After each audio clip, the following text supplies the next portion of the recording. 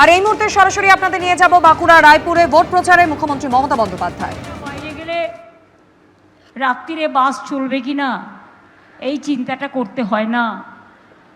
মনে রাখবেন মা বোনেরা আমার, অনেক কাজই বাঁকুড়ায় করা হয়েছে, বিশ্ববিদ্যালয় থেকে, মেডিকেল কলেজ থেকে, এমনি কলেজ থেকে, হসপিটাল থেকে, পলিটেকনিক থেকে, আইটিআই থেকে, জল প্রকল্প থেকে, পথসাথী থেকে, বাস টার্মিনাস থেকে, কিষাণ মান্ডি থেকে, সবটাই করা হয়েছে। আগামী দিনও আমরা বলি, আগামী দিন আমরা কি করব? আগেরবার বলেছিলাম লক্ষ্মীর ভাণ্ডার করব, আগের নির্বাচনে করেছিলাম।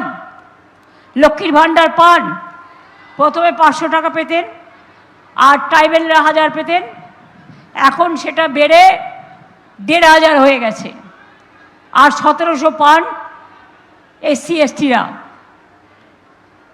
যদি টাকাটা 5 বছরে হিসেব করেন তাহলে এটা কত হাজার টাকায় দাঁড়ায়।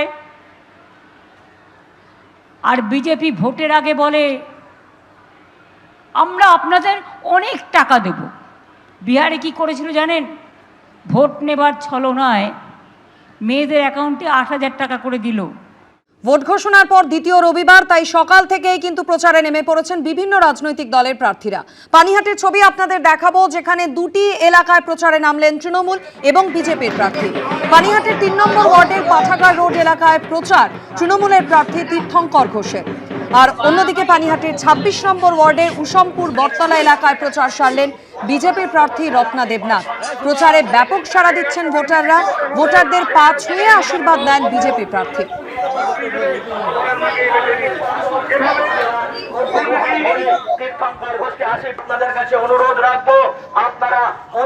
আমার কাকিমা সম্পর্কে কোনো বক্তব্য নেই।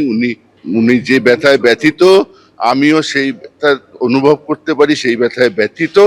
যে রাজনৈতিক দলের ক্যান্ডিডেট, সেই রাজনৈতিক দল সম্পর্কে আমার অনেক বক্তব্য আছে, আমাদের দলের বক্তব্য আছে, আমাদের সহকর্মীদের বক্তব্য আছে।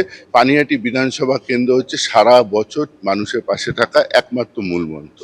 আমরা সবাই নিজেদেরকে সহকর্মী মনে করি।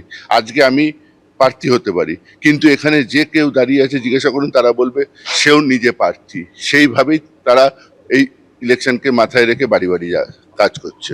মানুষের সারা আপনারাই দেখলেন, বাড়ি থেকে নিজেরা বেরিয়ে আসছে, হাসি মুখে বেরিয়ে আসছে। কেউ বলছে ভালো রাস্তা পেয়েছি, যেই ধরনের রাস্তা চেয়েছিলাম সেই ধরনের রাস্তা পেয়েছি। তৃণমূল প্রার্থীর পাশাপাশি প্রচারে বিজেপি প্রার্থী রত্না দেবনাথ। প্রচারে ব্যাপক সাড়া ভোটারদের পা ছুঁয়ে আশীর্বাদ নেন বিজেপি প্রার্থী। মেয়ের বিচার চান রত্না দেবনাথ। প্রার্থীর সঙ্গে কথা বলতে গিয়ে কান্নায় ভেঙে পড়েন ভোটাররা। মানুষের প্রচুর সমর্থন আছে, কিন্তু মানুষের অনেক অভিযোগও রয়েছে। এই যে ড্রেনেজ ব্যবস্থা ভালো নেই, সব সময় জল জমে থাকে, এগুলো মানুষের অনেক অভিযোগও রয়েছে। মানুষ আমার মেয়েকে ভোলেনি, আমি ওদের অভয় দিয়ে বলছি আপনারাও বেরোবেন।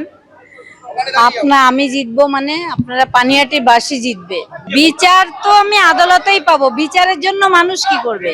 পাশে থাকবে।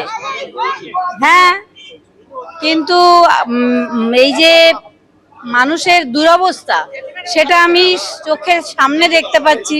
এবিপি আনন্দ, এগিয়ে থাকে, এগিয়ে রাখে।